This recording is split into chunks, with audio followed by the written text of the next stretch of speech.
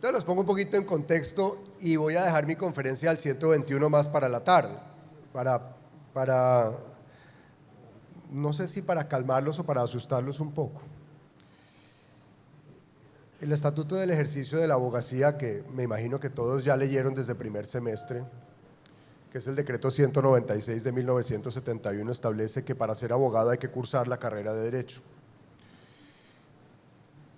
Y más adelante dice el mismo estatuto que es diferente ser abogado que ejercer el derecho.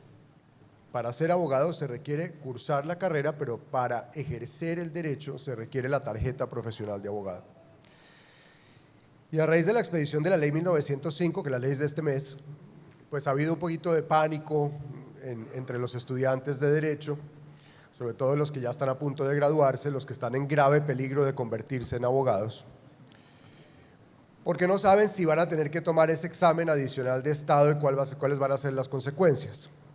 Muchos de ustedes ya tienen las respuestas a lo que voy a explicar, pero aprovechemos el foro porque hay mucho estudiante que todavía no ha podido descifrar el tema. Los mismos abogados litigantes nos han preguntado si van a tener que tomar ese examen. Entonces, esa pregunta la voy a dejar un poquito para el final, si lo tienen que tomar o no lo tienen que tomar.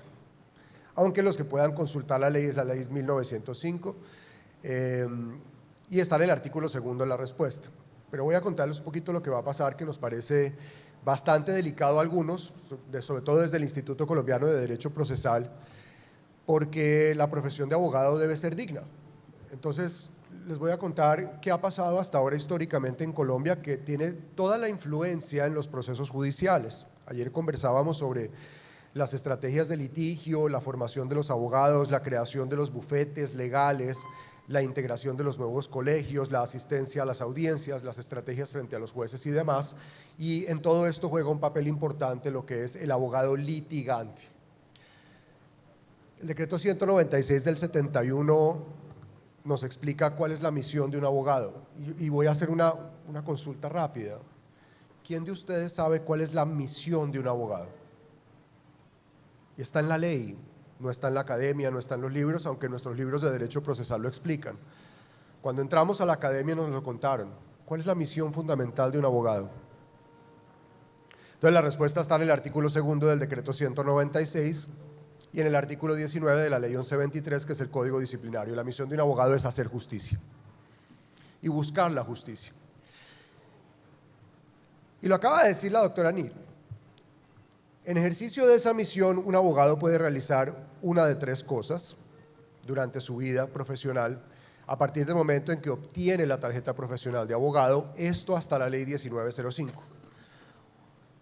Esas tres posibilidades son: un abogado puede asesorar, un abogado puede patrocinar o un abogado puede asistir. Esas son las tres actividades de un abogado. ¿Puede dedicarse a la cátedra? Sí, es un requisito que se acepta, por ejemplo, para ser integrante de las altas cortes, haber ejercido con buen criterio la cátedra universitaria, pero el ejercicio del abogado está vinculado a esas tres actividades. Y las voy a caracterizar para que veamos el gran cambio de la ley 1905. La primera posibilidad que tiene un abogado es la de asesorar.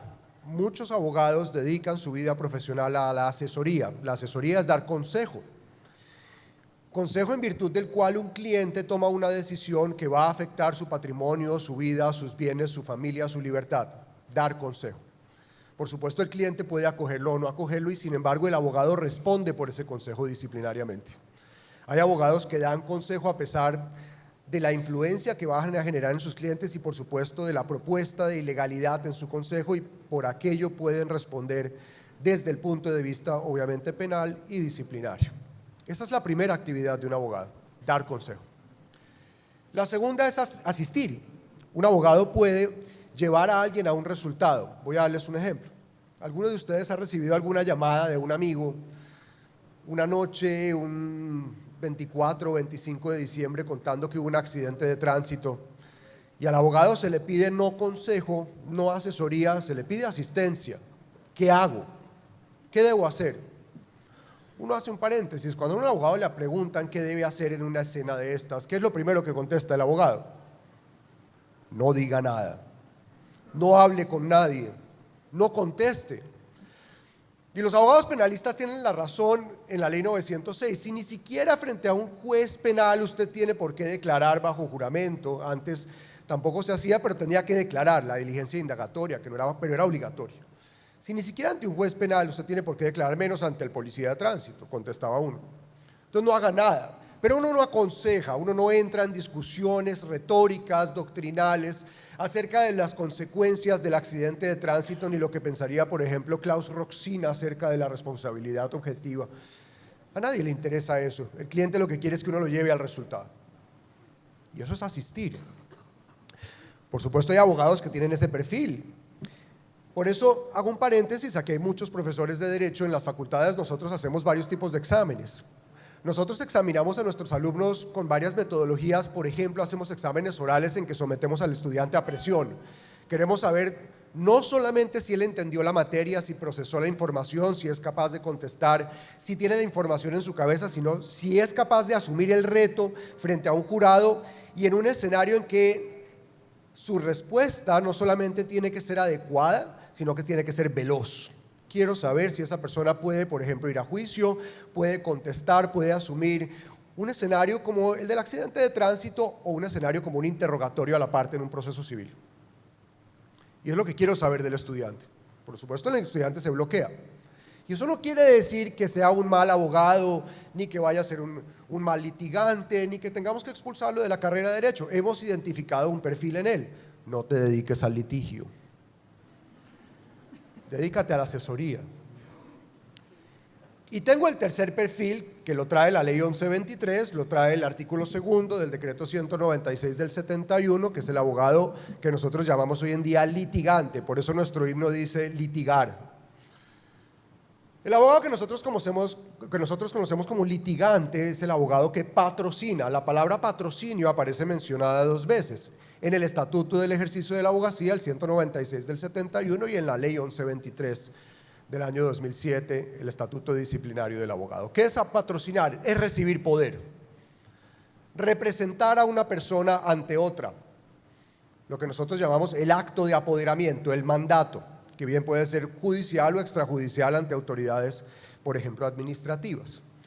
Damos el ejemplo. Una persona no está ejerciendo como abogado litigante porque no está yendo a litigio cuando está asesorando o cuando está asistiendo, pero sí está ejerciendo el derecho. Por supuesto, aquí damos ejemplos. Los abogados deben distinguir y debemos distinguir cuando actuamos como abogados. Dentro de esto introduzco el paréntesis. Los servidores públicos, yo lo soy en este momento, no hoy en este foro, pero sí en mi vida profesional, no siempre debemos invocar nuestra calidad de servidores públicos. A los estudiantes les preguntamos, en ciertos escenarios, como por ejemplo cuando a uno lo detienen en un retén de la policía y a uno le preguntan, ¿usted qué hace? ¿Cierto o no que tenemos la tendencia, está en nuestra genética a contestar, soy abogado, así no lo seamos? El estudiante de primer semestre ya invoca su calidad. Y peor aún el que ya tiene la tarjeta profesional, soy abogado. ¿Cuál es la razón por la cual uno no debe, frente a una autoridad de tránsito o inclusive aeroportuaria, como ustedes quieran pensarlo, por la que uno no debe invocar su calidad de abogado? Porque nunca le decimos a la gente, soy abogado. Además de la inmensa ridiculez que ello representa, es porque yo estoy asumiendo mi propia defensa.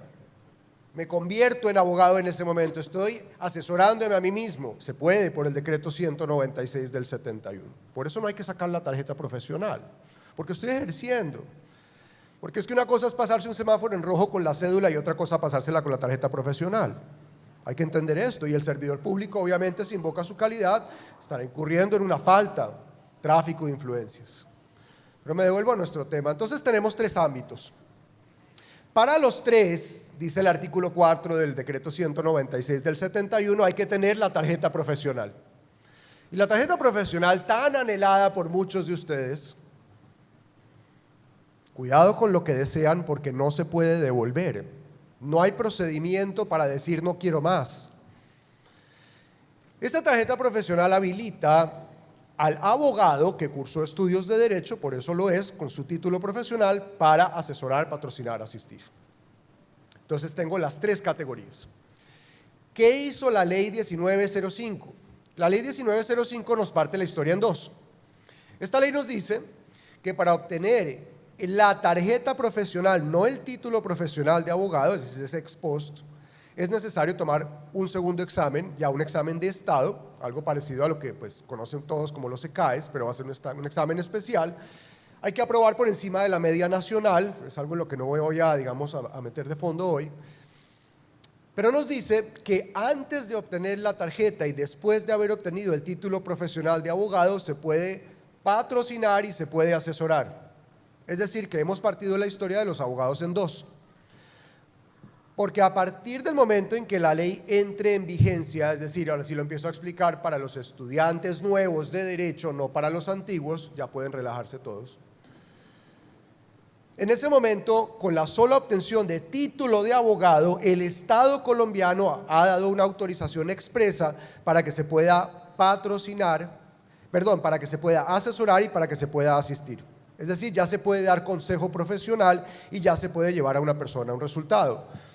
Lo que hacen muchos desde el comienzo de la carrera de Derecho, que por supuesto es ejercicio ilegal de la abogacía, a pesar de que todos lo hacen. El primer cliente que uno tiene, por cierto, el peor de todos es la mamá. La tía que le pregunta a uno, mira, tengo el título valor, mira, tengo el problema de la finca, mira. Y uno, por supuesto, que ya fue a clase de títulos valores, le va contestando tranquilamente. Eso es absolutamente ilegal antes de obtener el título profesional de abogado, salvo para los que entren a cursar la carrera de Derecho ahora. Entonces empiezo a separar. Para los nuevos estudiantes de Derecho, a partir del día en que se gradúen, obtengan el título, su acta de grado, quedan expresamente habilitados por el Estado colombiano para darle consejo a la mamá, para asesorar a la familia, a los amigos. Obviamente el consejo va a ser siempre, cobren y cobren bien. Pero se limitó la última de las actividades, la tercera, que es el litigio profesional, es decir, la asesoría, ir a juicio, recibir poder o actuar ante autoridades administrativas. Esa sí se limitó y para esa se requiere este famoso examen de estado. Entonces, ahora sí la pregunta básica, ¿a quién le aplica esta ley? Lo dice el artículo 2 de la ley 1905. La ley le aplica a los nuevos estudiantes de Derecho. Por supuesto, vendrán las nuevas interpretaciones. Mucha gente está preguntando qué significa a los que inicien la carrera. Pues voy a dar un ejemplo. Algunas universidades, como la Universidad de los Andes en Bogotá, ofrece algunas materias antes de inscribirse a la carrera de Derecho. Son materias promocionales, se puede tomar introducción al derecho, para efectos de que el estudiante se anime a cursar la carrera, conoce y esos créditos se los valen. Por supuesto, esa persona no está matriculada en el programa de Derecho. Hay personas que ya se matricularon hoy en programas de Derecho porque comienza el semestre dentro de unos días. Por supuesto, el que ya esté matriculado porque fue admitido a la carrera de Derecho tiene el estatus de estudiante de Derecho y a esa persona le aplicará. Es decir, todos los que no alcanzaron a matricularse en una carrera de Derecho son víctimas de la ley 1905. Todos los que ya estuvieron matriculados en carrera después de la ley 1905 podrán ejercer, es decir, podrán recibir su tarjeta profesional sin tomar el examen de estado. Además, porque a estas alturas no hemos regulado la ley, por supuesto no se han contratado los exámenes, esto todavía no está en vigencia. Pues estamos anticipando que el nuevo estudiante de Derecho vendrá graduándose aproximadamente en 4 o 5 años. Entonces, ese es el panorama que tenemos en este momento para los abogados, no hay que generar pánico. Algunos consideramos que la ley es un grave retroceso en materia de ejercicio profesional y voy a explicar rápidamente por qué.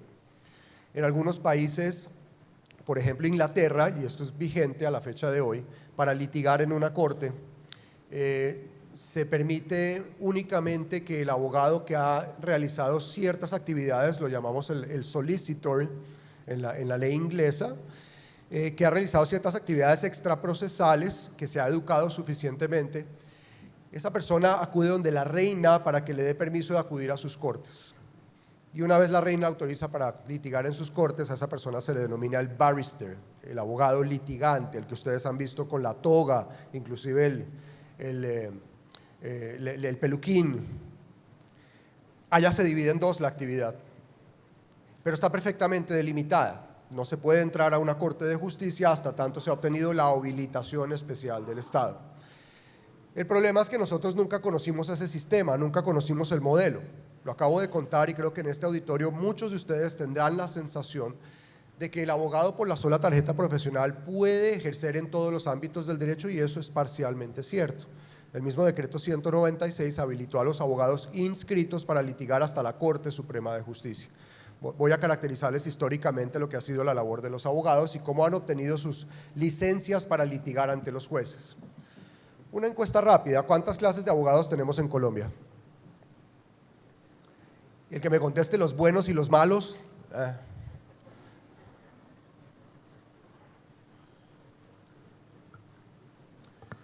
Tuvimos históricamente 5 categorías de abogados, y esto está en la ley. Hace muchos años, hasta 1945, se permitía que una persona que no había cursado la carrera de Derecho pudiera tomar un examen, lo que llamamos abogados admitidos, y si aprobaba el examen se le entregaba su tarjeta profesional sin restricciones para litigar ante la Corte Suprema de Justicia. Difícil encontrarlos hoy porque esto dejó de regir en 1945 con la reforma constitucional. Después de eso vinieron otras categorías. La otra categoría que conocimos, que ya está extinta, es la categoría de doctor en Derecho. La categoría de doctor en Derecho comenzó como una visión de que el que era abogado era doctor, cosa que ya sabemos que no es verdad, y además doctor en Derecho y Ciencias Políticas, otra categoría inexistente, porque nos dimos cuenta que la ciencia política es una sola, entonces redujimos de ciencias políticas a ciencia política, y luego nos dimos cuenta que el derecho y la ciencia política no eran materias ni siquiera similares ni afines. Si se pueden estudiar las dos, pero no son afines. Estudian paradigmas distintos, tienen metodologías distintas, tienen objetivos distintos. Entonces las separamos. Entonces dejamos solo el doctor en Derecho. De esos se graduaron varios hasta más o menos la época de los 70, 1974. Hoy día ustedes sabrán, todos los que estamos, por lo que veo en las caras en este auditorio, salvo algunos viejitos que veo presentes, que ninguno de ustedes tiene el título profesional de doctor. Mi papá lo tiene y me lo muestra y me lo señala, me dice: yo sí soy doctor y usted no, pero lo seré. Esa categoría permite aún hoy litigar sin restricciones hasta la Corte Suprema de Justicia. Pero tenemos otras tres categorías vigentes, las que están funcionando hoy, que son las siguientes. Muchos de ustedes ya pasaron por las 3 categorías, otros van apenas a llegar a la primera, otros estarán en el estadio de la segunda. Las 3 categorías en orden que adquiere un abogado hoy día son las siguientes: un miembro de consultorio jurídico, es abogado, puede litigar, puede ir a las cortes, puede asesorar, puede asistir, pero dentro del ámbito del consultorio jurídico. El abogado egresado ya cursó, aprobó sus materias de derecho y tiene una habilitación especial del Estado colombiano hasta por 2 años para litigar. Voy a hablar de la jurisdicción ordinaria, la especialidad civil, porque en otras es diferente. Puede litigar hasta la menor cuantía, juzgados civiles municipales. Por supuesto, esto lo habilitará para juzgados de pequeñas causas. Una pequeña restricción que no todos conocen: ante autoridades administrativas los abogados egresados no pueden litigar porque las autoridades administrativas, salvo en el caso de algunas superintendencias, tienen lo que se llama una simetría funcional con los juzgados de circuito, lo que incluye a los tribunales de arbitramiento, los centros de conciliación, etc. Luego ellos no pueden litigar y tampoco podrán presentar acciones de tutela en nombre de sus clientes. Habrá falta de legitimación. Y luego está el abogado inscrito. El abogado inscrito, que es el que regula la ley 1905, es el abogado que puede litigar sin restricciones hasta la Corte Suprema de Justicia y sus pares, es decir, Corte Constitucional, Consejo de Estado, Consejo Superior de la Judicatura, hasta que funcione, y la JEP. Podrá litigar sin restricciones. Pero miren esta novedad tan interesante, y empiezo a hacer compatible todo este discurso porque veo que aquí hay gente que va a salir a ejercer el derecho. El Código General trae una nueva categoría de abogado. Nueva categoría: el abogado inscrito en bufete legal. Estamos en Cámara de Comercio y el Código General hace referencia a las cámaras de comercio. Hoy en día no se quiere, y esto lo enseñamos en los cursos de técnicas de juicio oral para abogados, litigantes y a los jueces para enseñarles a enfrentarse a sus abogados nuevos. Hoy enseñamos que no es conveniente, no es pertinente que un abogado vaya solo a una audiencia, que se presente solo. ¿Por qué? Porque va a haber interrogatorios, va a haber una actividad extensa, vamos a tener que elaborar alegatos, etcétera, y Por lo tanto, recomendamos que vayamos en grupo. Por eso, en el Código General, artículo 75, se previó la posibilidad expresa, que antes no la teníamos, y por lo tanto estaba prohibida, de crear firmas legales de abogados. Ustedes me contestarán, pero ya había firmas antes en Colombia. No, lo que habían eran sociedades comerciales dedicadas a la asesoría jurídica, pero la que asesoraba no era la firma legal, ni la que asistía era la firma legal, ni la que patrocinaba era la firma legal. Lo podía hacer cualquiera de sus socios, pero no en representación de la firma, porque era ejercicio ilegal por una persona jurídica. No se podía. Hoy día sí se puede. La labor de patrocinar, las otras todavía no quedaron reguladas. Ojo con lo que estoy advirtiendo, porque los bufetes legales todavía no tienen una expresa autorización de patrocinar o asistir. Tienen expresa autorización para litigar según el artículo 75 del Código General del Proceso. Para eso se requiere, por supuesto, que el bufete de abogados haya inscrito a su abogado, a la vez el bufete haya inscrito a su abogado ante la Cámara de Comercio, para lo cual no tiene por qué ser su empleado, no tiene por qué tener un contrato de prestación de servicios, ni siquiera tiene que ser socio, no tiene que tener participación, ni cuotas, ni acciones. Simplemente lo tiene que inscribir. Basta con esa inscripción para que ese abogado pueda representar al bufete en juicio, el cual representa a su vez al cliente que confirió poder a persona jurídica. Es un tema bastante complejo e interesante. Por supuesto, toca enseñarlo muy bien porque los jueces no conocen la institución.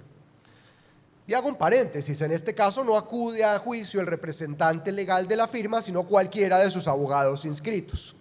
Los cuales, cuando digo inscritos en Cámara de Comercio, y aquí vienen las categorías. Vienen las categorías, porque estamos hablando del abogado doblemente inscrito, que pudo haberse, registrado ante el Registro Nacional de Abogados del Consejo Superior de la Judicatura, su tarjeta profesional, que es lo que conocemos legalmente como abogado inscrito, pero además tiene una segunda inscripción, que es en el bufete legal de abogados. Por eso los bufetes hoy día pueden tener, abogados de 3 categorías. Inclusive los consultorios jurídicos de las universidades legalmente acreditadas pueden constituirse como bufetes legales. Nosotros en la Procuraduría, de hecho, funcionamos así hace tiempo. Yo soy procurador judicial para asuntos civiles. Y en un bufete legal, ejemplo, en una universidad, podría haber un miembro de consultorio jurídico, un abogado egresado y un abogado inscrito. Ya en firmas privadas que no están avaladas como universidades, podría haber abogados egresados y abogados inscritos. ¿Por qué estoy contando toda esta historia? Porque tenemos nuevas categorías de abogados. Nos interesa, estamos en congresos de derecho procesal. Y entonces nuestra nueva categoría es esa, el abogado que no solamente está habilitado por el Estado colombiano para asesorar, patrocinar, asistir, sino que además pertenece a una firma legal. ¿Cómo nos queda toda esta división normativa? Nos queda de la siguiente manera con la ley 1905. Queda así. Ahora, las posibilidades para el que ya está ejerciendo el derecho, que quiere decir que tiene tarjeta profesional, puede dedicarse a asesorar, es decir, a dar consejo, puede asistir, puede ir a juicio. También puede ir a juicio un bufete legal, lo hace a través de cualquiera de sus abogados inscritos. El bufete legal a la vez puede inscribir para efectos de litigio a abogados que tengan expreso permiso del Estado colombiano para ir ante los jueces. Me refiero al abogado miembro de consultorio jurídico o el abogado recién egresado. Pero cuidado, restricciones, el bufete legal no puede, según como está configurada en este momento la ley, realizar labores de asesoría o asistencia, porque esa no es la configuración que trae el Código General del Proceso, salvo lo que sea absolutamente natural para llevar el proceso. Es apenas lógico que el cliente necesita una asesoría previa para ir a su proceso, pero siempre y cuando esté ligado con la actividad judicial, es decir, presentar demanda, contestarla y demás. Y entonces en esa actividad nosotros separamos ya perfiles. Y aquí empieza la última parte de lo que se deduce de todas estas leyes. Un abogado tiene que reconocerse a sí mismo. El abogado tiene que entender para qué está, voy a utilizar una expresión un poquito laxa o burda, para qué está criado, para qué fue educado. Por eso me devuelvo al comentario de por qué hacemos algunos exámenes orales, sometemos a presión a nuestro estudiante. Queremos saber si él tiene la aptitud, no la actitud porque todos la tienen, me presento, la aptitud, soy apto para presentarme ante un público, ante un jurado, contestar bien, tengo ese perfil.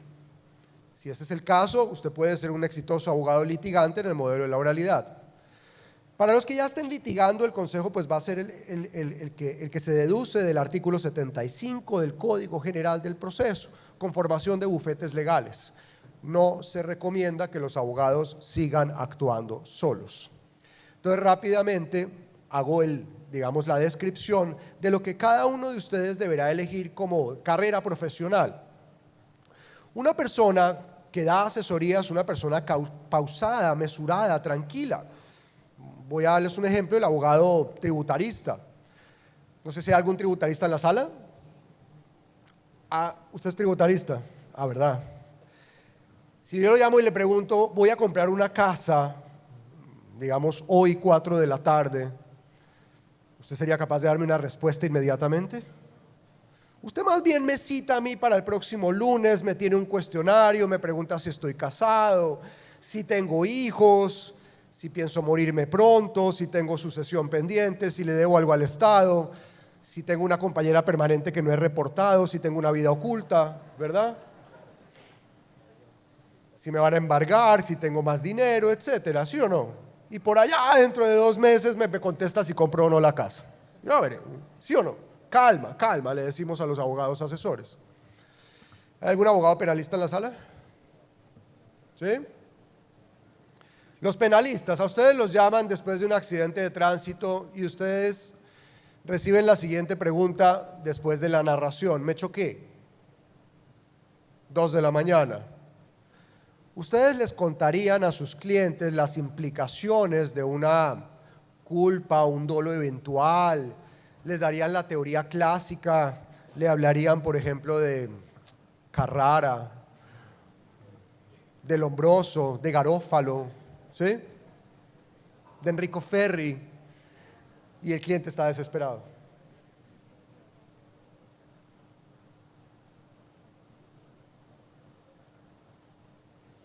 Que hay grúas recogiendo carros enfrente de todos los que estén mal parqueados, por favor vayan y recojan sus carros y que por favor no muestren la tarjeta profesional. En serio, que hay unas grúas afuera de los que estén mal parqueados. Entonces termino hablando con los penalistas. A uno le preguntan ¿qué hago? ¿Usted le contestaría de esa manera? ¿Qué le contesta a uno al cliente? Y para eso usted tiene que ser ágil. Necesitamos abogados ágiles. El que sabe la historia es un experto y contesta rápido. ¿Entendido todos el mensaje? Rápido. Y está el tercero, y con eso termino toda la caracterización, que es una mezcla de los dos anteriores. El abogado litigante. Le enseñamos a nuestros abogados que podían al día siguiente de obtener tarjeta profesional lanzarse a juicio. Y eso, por supuesto, les está pasando factura a los nuevos abogados. Cuando hicimos entrar en vigencia el Código General del Proceso, ya traíamos una pequeña experiencia de la oralidad en Colombia civil, gran experiencia de lo penal. Habíamos educado mal, por cierto, a nuestros abogados, habíamos enseñado técnicas de oratoria y no de juicio oral, es decir, tratamos de enseñarle a los abogados a hablar bien, a respirar bonito, a gesticular, a convencer a alguien que no iba a estar dentro de la audiencia, es decir, a un jurado. Eso no lo tenemos en Colombia, tenemos a jueces. Y entonces eso pasó factura, porque tratamos de enseñar fue a contar discursos dentro de las audiencias. Hoy día les decimos a los abogados, la historia no es esa, oralidad no es oratoria. Necesitamos abogados preparados, abogados que conozcan el código, abogados que sepan la técnica procesal. Postularse frente a un juez no es ningún arte, es una técnica.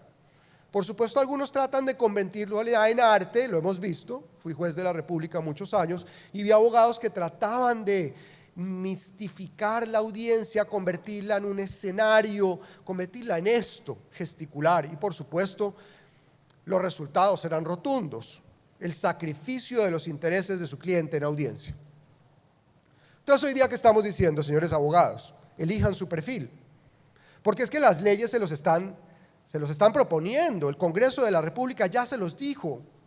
Ahora ya tenemos una separación clara, legal, entre el abogado que está dedicado a la asesoría, a la asistencia, se queda por fuera, tiene ese perfil pausado, mesurado, y está el abogado diseñado, estructurado para ir a una audiencia pública.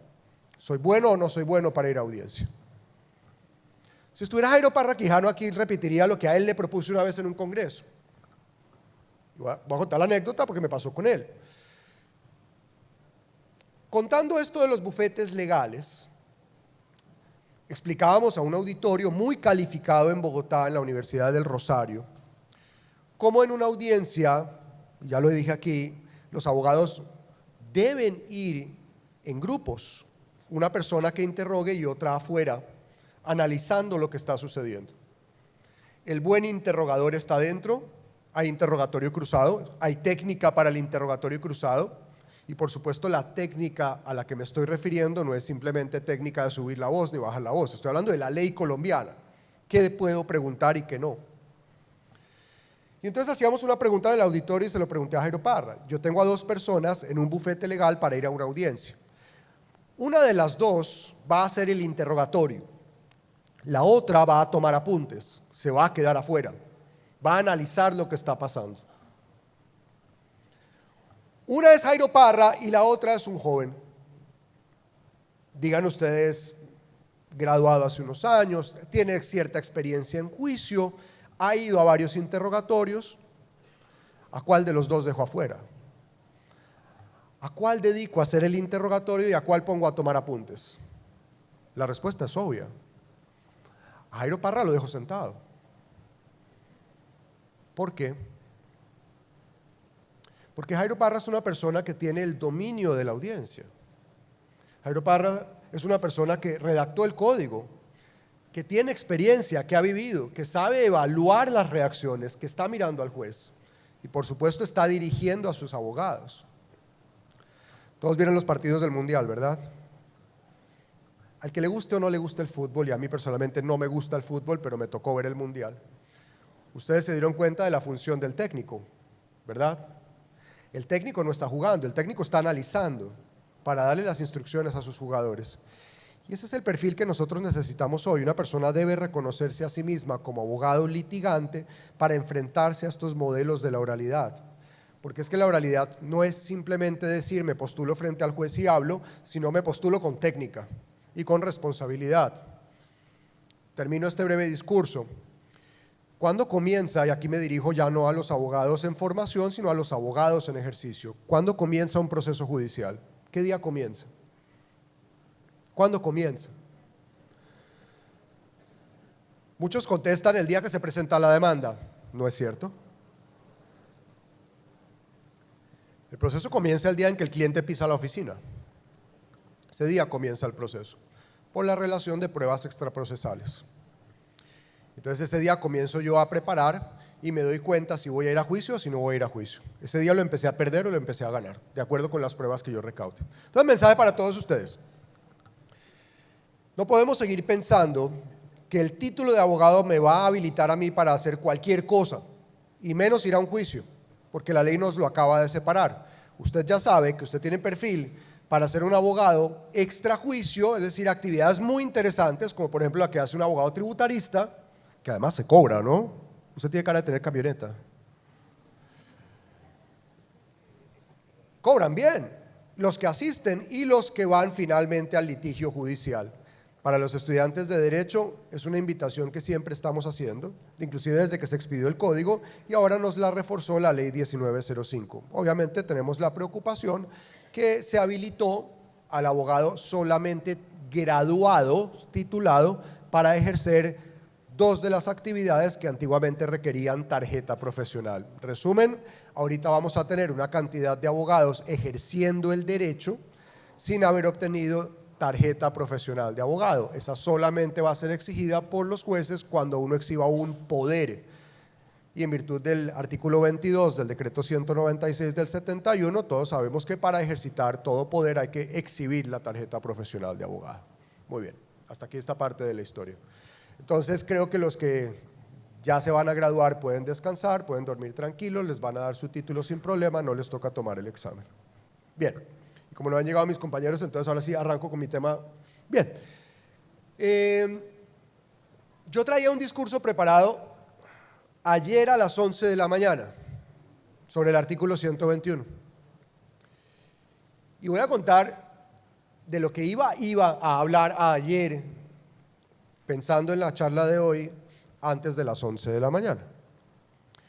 Les iba a contar que la Corte Suprema de Justicia había avalado una postura que habíamos adoptado varios miembros del Instituto Colombiano de Derecho Procesal acerca de la saneabilidad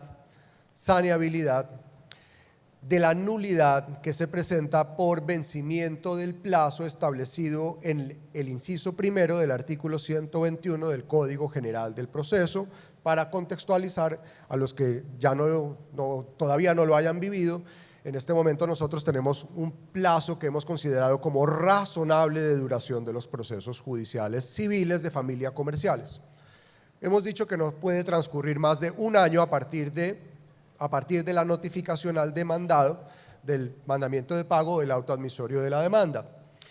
Discusión que hasta ayer a las 11 de la mañana era bastante interesante, porque muchos de nosotros habíamos afirmado, con apoyo en cantidad de sentencias de la Corte Suprema de Justicia desde el año 2016, que si el juez continuaba ejerciendo, es decir, que si el juez continuaba ejerciendo su jurisdicción, su competencia, vencido el año, es decir, transcurrido el umbral,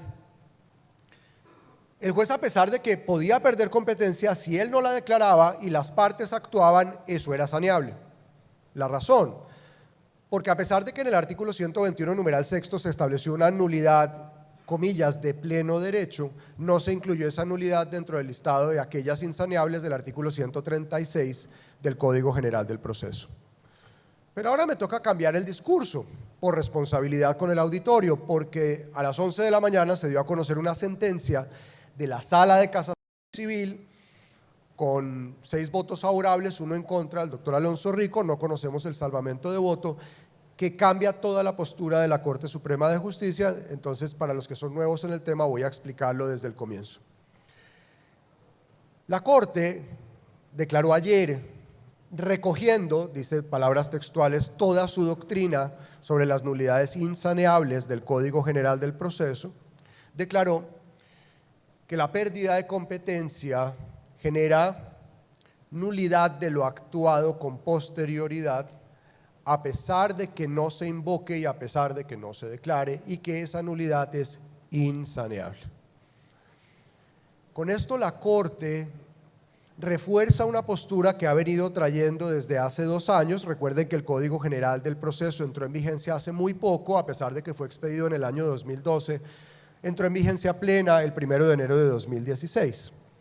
La nueva Corte, que ha venido siendo integrada poco a poco, ustedes saben que hubo renovación reciente, la nueva Corte ha venido reanalizando el asunto de las nulidades y ha introducido una nueva tendencia que no habíamos visto en las Cortes Supremas anteriores, y es la de flexibilizar o relativizar la taxatividad en las nulidades.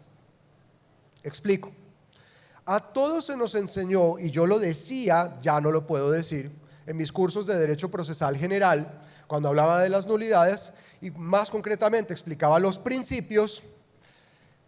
De hecho, está en mi libro próximo por salir, el libro de pruebas, Principios de las Nulidades, que la taxatividad tenía rango inclusive constitucional, porque tiene varias sentencias de la Corte Constitucional que avalaron la palabra solamente. El proceso es nulo solamente en los siguientes casos.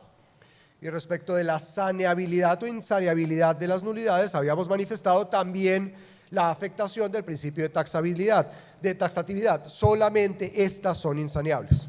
En el código anterior, la falta de jurisdicción, la falta de competencia por factor funcional, el trámite inadecuado de la demanda. En el código actual hay menos causales de nulidad que se consideran insaneables. Pues lo que vengo a contarles hoy es que la Corte ha introducido una nueva tendencia por vía jurisprudencial. La Corte, la actual Sala de Casación Civil, nos ha enseñado que el principio de taxatividad de las nulidades es relativo, es decir, que ahora no solamente encontramos nulidades consagradas por el legislador, sino nulidades que se desprenden del postulado esencial del artículo 29 de la Constitución, es decir, desarrollo del principio al debido proceso. Sé que está un poco enredada la explicación, ya la voy a desentrañar. Cuando uno se pregunta si una actuación es nula, porque esto el litigante permanentemente lo está vigilando en su proceso, siempre la respuesta va a ser la misma: vaya a buscar un artículo del Código General o del Código de Procedimiento Civil que se la consagre. Busque la causal. Voy a darles un ejemplo a propósito de esto de la duración razonable de los procesos. Cuando en la Ley 1395 se adicionó un parágrafo al artículo 124 hablando de la pérdida de competencia, los doctrinantes afirmaron que ahí había una causal de nulidad. ¿Por qué? Porque había una pérdida de competencia por un factor temporal, es decir, el tiempo se le había acabado al juez. Henry Zanavia Santos alcanzó a postular en aquella época que será una nulidad por falta de competencia funcional, por interpretación. Y la Corte Suprema de Justicia, en recurso extraordinario de revisión, aclaró que si el artículo 124 no consagraba expresamente una causal de nulidad, usted no la podía interpretar, no la podía encontrar, no la podía hallar por vía de extensión. Es decir, las nulidades no se declaran por vía de interpretación ni por extensión, son taxativas. Y así lo habían venido reconociendo la Corte sistemáticamente en recurso de revisión, que es la sede por naturaleza, además de la casación por la causal quinta, donde se declaran las nulidades y donde se interpreta la ley procesal en esta materia. Pero la nueva Corte ha venido introduciendo nuevas causales de nulidad. Voy a darles 2 o 3 ejemplos rápidos para que ustedes se alisten para la nueva era de las nulidades a propósito de esto de la duración del proceso, y al final explico qué pasó con esta sentencia. Veníamos diciendo todos, en foros, en academia, en clase, en jurisprudencia, que para invocar una nulidad necesitábamos la causal redactada en el código. Bien fuera que estuviera listada en la época del Código de Procedimiento Civil en el artículo 140, o que hoy encuentren en la lista del 133 o un artículo específico. Hoy día encontramos nulidades no solamente listadas en el 133, uno puede encontrar nulidades en otras partes del código. Ejemplo, en el artículo 107, numeral 1, no estar el juez presente en la audiencia es causal de nulidad.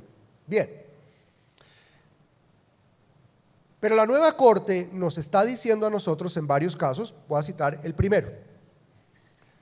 Mucho se ha intentado por parte de los abogados litigantes respecto de su asistencia a las audiencias generar causal de nulidad por fuerza mayor o caso fortuito en el punto de su, falta de comparecencia a la audiencia. El abogado no pudo llegar. Voy a contextualizar esto para dar el ejemplo. No hay nada que más preocupe a un abogado litigante que no llegar a su audiencia pública, llegar tarde, no poderse justificar. Y en procesos como el verbal sumario, que son de una única audiencia y que el juez debe adelantar todo el procedimiento y dictar sentencia, cuando el abogado llega 3 días después y se justifica, le pregunta al juez, yo tenía una razón válida para no llegar. Voy a dar un ejemplo, lo que le acaba de pasar a Martina, a Fernando, a Miguel, que están por llegar porque un vuelo se retrasó, porque se les devolvió en la mitad del trayecto. ¿Eso cómo se llama? Eso se llama fuerza mayor. Pero si ustedes se van a buscar en el artículo 133 del Código General del Proceso, no hay causal de nulidad que se denomine fuerza mayor. Es decir, no haber asistido a una audiencia por fuerza mayor no es una causal de nulidad. Espero que me estén entendiendo todos el discurso.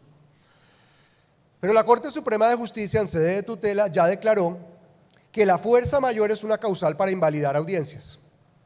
Causal para invalidar audiencias, lo que significa que el abogado tiene derecho a excusarse dentro de los 3 días para que el juez renueve todo lo actuado en la audiencia, inclusive las pruebas, porque las audiencias hoy día son probatorias. Todo este ejemplo lo estoy dando para mostrarles a ustedes que la nueva Corte ha creado causales de nulidad con base en principio constitucional de debido proceso, lo eleva a categoría de principio. Y entonces ahora sí me devuelvo al artículo 121. En el 121, cuando se redactó la norma, y esto está en las actas de comisión y en todas las memorias de la comisión y de las comisiones redactoras, lo dijo Ulises Canosa hace 2 días en Bogotá, lo reiteró, se dijo que era nulo de pleno derecho lo actuado después de la pérdida de competencia, es decir, después del vencimiento del año. Fue por idea de Miguel Enrique Rojas, él viene ahorita, lo podrá ratificar, que se incluyó la expresión de pleno derecho. para que hubiera más fuerza, más énfasis en esta nulidad, para que sintiéramos la importancia y el peso. Pero a pesar de que se dijo de pleno derecho, en la comisión no se modificó el artículo 136 que consagraba las causales insaneables, no se dijo. Lo que llevó a muchos de nosotros, o nos llevó a varios, a anunciar y a postular la idea de que si bien había una pérdida de competencia, si bien había un vencimiento del plazo y si bien sí había la causal de nulidad y la sigue habiendo, en el inciso sexto del artículo 121, no es una nulidad insaneable. ¿Por qué? Porque las nulidades insaneables fueron consagradas taxativamente por el legislador. Y así lo avaló la Corte Suprema de Justicia en todas y cada una de las sentencias de tutela de este año 2018, que fueron aproximadamente 7, más todas las de 2017, más una de 2016, en la que ya había anunciado el tema de la saneabilidad. ¿Y por qué lo habíamos dicho? Porque el tema todavía no es pacífico, es decir, tenemos una sola sentencia de tutela con un salvamento de voto. Lo habíamos dicho por la siguiente razón, me incluyo. Porque la expresión de pleno derecho, y esto lo enseñamos en los cursos de derecho procesal, es lo primero que decimos. Por ejemplo, cuando decimos nulidad de pleno derecho de algún acto jurídico o contrato, no significa que opere sin la intervención del juez. Usted igual lo tiene que demandar, siempre lo dijimos. De iure, de derecho, significa que está establecido en la ley. La ley me trae la causal. Directamente me dice cuál es. Pero igual usted tiene que presentar una demanda. Eso viene desde el derecho sustancial, eso viene desde las 7 partidas. Por eso le enseñamos a nuestros estudiantes, a pesar de que usted establezca, por ejemplo, en la teoría de la inexistencia de los actos o de los contratos o las nulidades absolutas porque violan el ordenamiento jurídico, usted igual tiene que presentar una demanda. Por lo demás, el contrato sigue surtiendo efectos jurídicos. Voy a dar un ejemplo desde mi mundo. La nulidad absoluta que afecta a los contratos, que fulmina un contrato, a pesar de que envuelve el orden público y por lo tanto en principio podría ser demandada por cualquiera, hasta por el Ministerio Público ante un juez civil, la nulidad absoluta, hasta esa necesita que el juez dicte sentencia o por lo menos una medida cautelar para poderla reconocer, a punto tal de que la Corte Suprema de Justicia advirtió que inclusive el Estado, la Procuraduría, no puede andar buscando contratos nulos para demandarlos, por lo tanto surten plenos efectos. Entonces esta teoría de lo de pleno derecho no significa que no requiera intervención judicial, significa simplemente que está consagrada en la ley. Ahora, venía el otro aspecto y es la pérdida automática. ¿Qué significa automática? Muchos de nosotros nos preguntábamos también que una pérdida automática de competencia, ¿cómo debía operar? Me explico. Para los que trabajan en rama judicial, me levantan la mano un segundito si hay integrantes de rama judicial. ¿Hay algún secretario de juzgado aquí? ¿O juez de la República? Si uno dice pérdida automática de competencia, que es un aspecto distinto al de la nulidad, la pregunta es ¿cómo opera? Entonces siempre nos hicimos el interrogante. Bueno, automático significa que no requiere pronunciamiento del juez, bastará con que el secretario haga el conteo, elabore el oficio y se lo mande al juez que sigue en turno. Porque es automático, decía, no requiere intervención de nadie. Entonces siempre dábamos la respuesta. En lo judicial no hay nada que opere automático salvo el vencimiento de términos, que opera solito. Por ejemplo, la entrada en vigencia de alguna norma. Por lo demás se requiere algún tipo de pronunciamiento, remítase al juez que sigue en turno, dele aviso al Consejo Superior de la Judicatura o seccional de la Judicatura para efectos de determinar si el juez que sigue en turno está, por ejemplo, congestionado y designamos otro juez que reciba el caso. Es para eso, no para efectos disciplinarios como pensó mucha gente. Y luego venía el aspecto de qué hacemos con la actuación subsiguiente cuando el juez o el secretario no remitieron el expediente. ¿Con qué nos quedamos? Es decir, si el juez actuó, por ejemplo, venció el año y siguió practicando pruebas, venció el año y llamó a audiencia, venció el año y dictó sentencia, cualquiera de las anteriores. Entonces mucha gente, estoy hablando del profesor Marco Antonio Álvarez, estoy hablando de Miguel Enrique Rojas, postuló la teoría de la, insaneabilidad asociado al concepto de pleno derecho, insaneabilidad. Queriendo decir que todo lo que actuara el juez a partir del momento del vencimiento de traspasar el umbral del año o los 6 meses en segunda instancia, era nulo y, cuidado con lo que voy a decir, ni siquiera requería declaratoria porque es de pleno derecho. Es decir, una nulidad que no requiere declaratoria por absolutamente nadie. Voy a dar un ejemplo. Si uno dice de pleno derecho es que no requiera pronunciamiento, además es insaneable, pues estamos en el análisis, quiero contarles que no lo hemos podido resolver, si simplemente el secretario debería remitir el expediente al juez que sigue en turno y el que sigue en turno renovar la actuación sin ningún pronunciamiento. Para los que les interese mucho el tema de los recursos, las audiencias y demás, pues demos el siguiente resultado, porque esto necesita un rendimiento dentro del proceso y obviamente la afectación de alguna de las partes o todas. Pues es que el auto que decreta una nulidad es apelable si el proceso es de doble instancia, lo dice el 321. En cambio, si aquí no se requiere ningún auto, pues no hay ninguna decisión, simplemente hay un oficio del secretario y esa decisión no tiene controversia alguna. Es decir, no hay recurso procesal. Si nos vamos al extremo de la teoría de lo automático, de lo insaneable, de lo de pleno derecho. Eso les cuento que no lo hemos podido resolver. Y venían las otras preguntas, que ya me voy a concentrar en esa segunda parte que no hemos analizado del proceso. Venían las otras preguntas. ¿El juez que le sigue en turno debe renovar toda la actuación? Es decir, por ejemplo, ¿deberá anular también todas las pruebas? Ya les voy a contar que la nueva teoría de la Corte tiene esa tendencia. Debería renovar todo, incluyendo pruebas. ¿El juez que le sigue en turno tiene un plazo de duración? La respuesta es sí, pero si él no falla, ¿está sometido también a una nulidad de pleno derecho? Entonces, la respuesta a ese interrogante por ahora es no. Lo dijo la Corte Suprema de Justicia, ese término no tiene consagrada causal de nulidad, pero el que la norma no lo diga no significa que la jurisprudencia posteriormente no lo vaya a crear, porque ya les dije que la nueva tendencia en materia de taxatividad de nulidades es relativizar la configuración normativa del Código General del Proceso. Cuidado con la advertencia que estamos lanzando, se relativizó el principio de taxatividad. Entonces, ¿qué decimos hoy? En este momento, como está la interpretación que nos dio la Corte Suprema de Justicia ayer, que lo revelaron.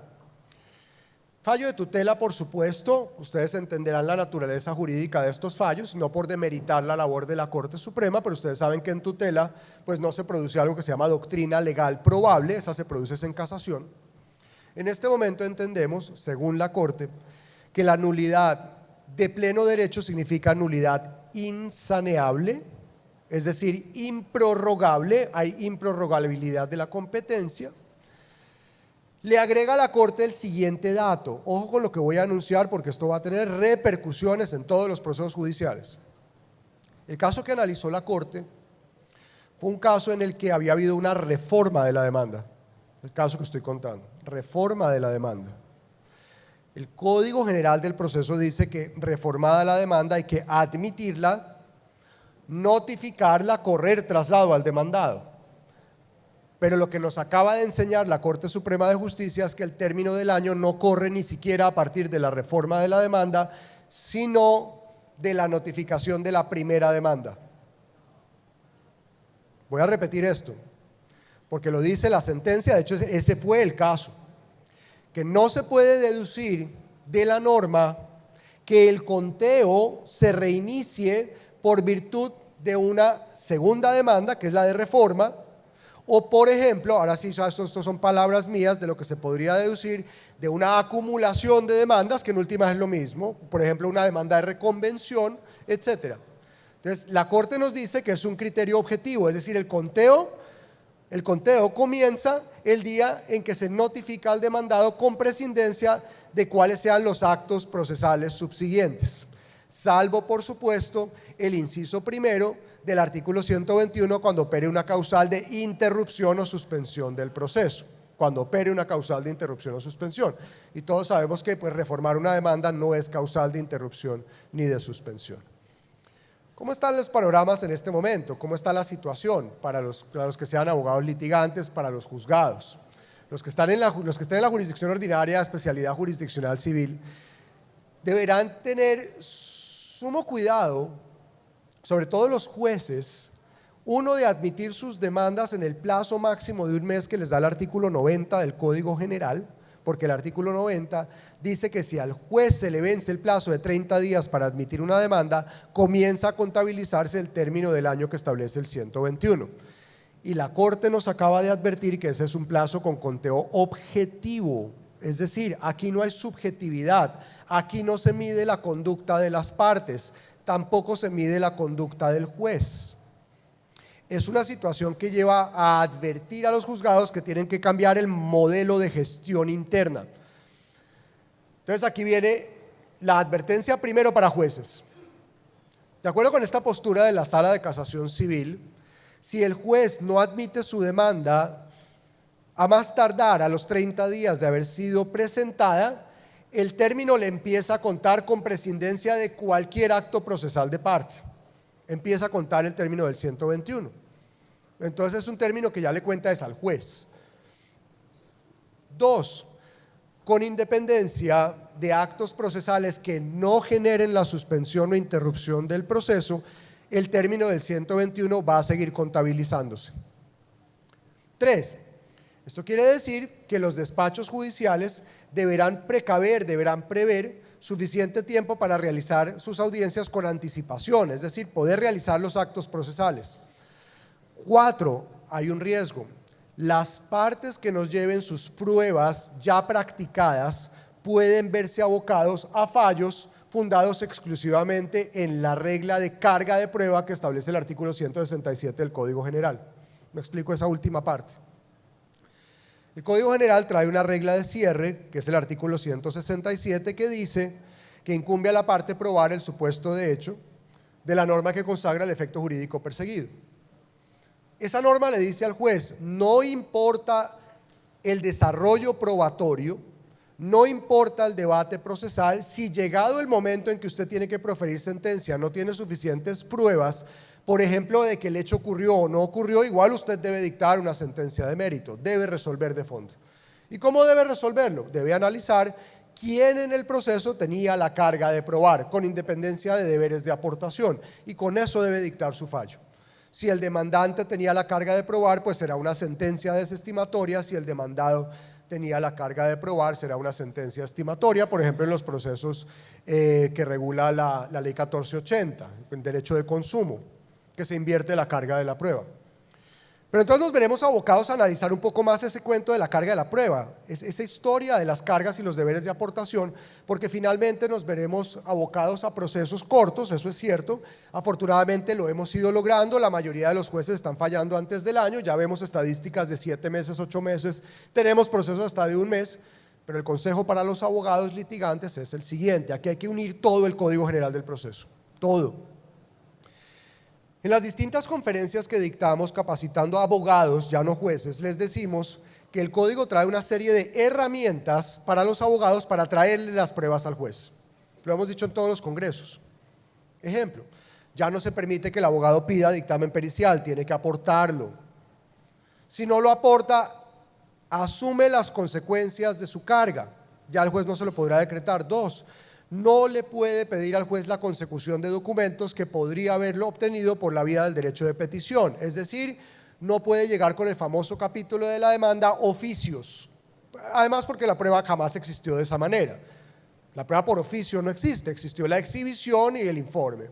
Entonces no le puede pedir al juez ni exhibición ni informe, salvo que haya ejercitado derecho de petición. Entonces le dicen, venga, lo empodero adicionalmente, además de la ley 1755, además de la ley 1712, además de la ley del CEPACA, lo empodero, señor abogado, dice el Código General en varias normas, para que vaya y consiga sus documentos, para que no le contesten esto es reservado, invoque que es para un proceso judicial.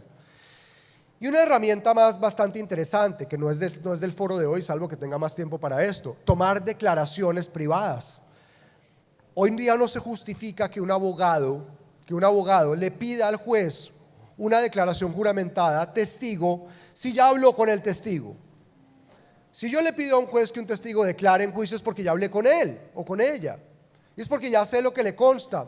Pues el código dice, para los que les interese lo que estoy diciendo, es el artículo 188, la herramienta más poderosa que tiene en materia de pruebas.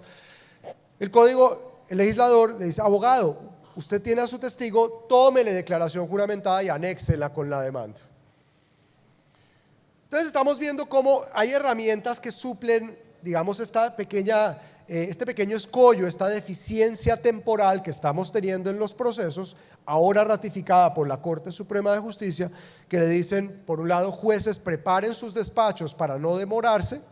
Independientemente, yo sé lo que me van a contestar, conozco todo el modelo de rama judicial, gestión eficiente, cargas razonables, pero les toca a los señores secretarios de despachos acomodar toda la estructura judicial, a los jueces programar bien sus audiencias para que no se les venza el término, porque es que adicionalmente se les va a bajar un punto si se encuentra dentro de cierto nivel de subjetividad que la demora fue injustificada. Ya eso es un tema totalmente administrativo de la Sala Administrativa del Consejo Superior de la Judicatura. Y para los abogados litigantes, pues completo la advertencia. Uno, la invitación con la advertencia: traigan todas sus pruebas al proceso, todas debidamente practicadas, de forma que si tienen que pedir una prueba es porque, uno dice vulgarmente, no le quedó de otra, no hubo otra alternativa, porque usted fue a tratar de hablar con el testigo y el testigo no quiso hablar con usted, el testigo hostil, el que demanda, por ejemplo, en responsabilidad médica contra un médico, pues sus colegas no le van a hacer caso, porque los médicos sí se cuidan. Entonces yo llamo al testigo a juicio y le digo al juez inclusive que lo conduzca, ahí sí. Entonces las herramientas me dicen: hombre, tome el testimonio en su oficina, entrégueselo ya al juez. Si usted prepara bien su demanda, acumula sus pruebas, recibe sus declaraciones, contrata al perito, consigue los documentos, inclusive utiliza las notarías para lo que hoy día sirven, buenas declaraciones de extrajuicio, espontáneas, naturales, usted le entregará al juez todo el insumo para fallar. Empiezo a cerrar porque llegaron colegas, menos mal. En un congreso que tuvimos en el año 2011, invitábamos al profesor Diego López Medina, muchos lo conocen, y Diego hablaba de la magia, de la mística de la tutela. La magia de la tutela es un proceso mágico. ¿Por qué el proceso ordinario, ya extinto afortunadamente en Colombia, demoraba 10, 15, 20 años, 30? ¿Y por qué la tutela sí podía ser fallada en 10? Por allá en 1993, la Corte Constitucional le advirtió a todos los jueces, incluyendo a la Corte Suprema de Justicia: me dicta el fallo en 10 días. Usted no le puede tramitar, sustanciar y asumir como si fuera ordinario más, no me lo ponga en cola. Y a partir de ese día, todos los jueces de la República, salvo la Corte Constitucional, emiten sus tutelas en 10 días. Segunda instancia, 20 días. Y les cuento dónde está la magia: en las pruebas. Abogado que se respete hoy en día presenta una tutela con todas las pruebas porque sabe que el juez no va a salir a decretárselas y a practicárselas. Se le va a vencer el plazo y le va a dictar sentencia. Y si usted no le trajo todas las pruebas, pues el juez le va a denegar el derecho, porque pocas veces él va a utilizar sus poderes oficiosos para salir a buscarla. Entonces, mensaje potente para los señores abogados litigantes. A raíz de esta decisión publicada ayer por la Corte Suprema de Justicia, entendemos que el plazo de duración del año es objetivo, el conteo del término es objetivo, no se van a tener en cuenta actitudes de las partes ni del juez, salvo las causales de ley de interrupción o de suspensión. Luego, prepárense para sus litigios, porque ahora sí, el vencimiento del año genera pérdida de competencia y todo lo actuado de ahí en adelante es nulo. Ojo, incluyendo pruebas. Vamos a tener que volver a practicarlas según la tendencia que tenemos hasta ahora. Muchas gracias.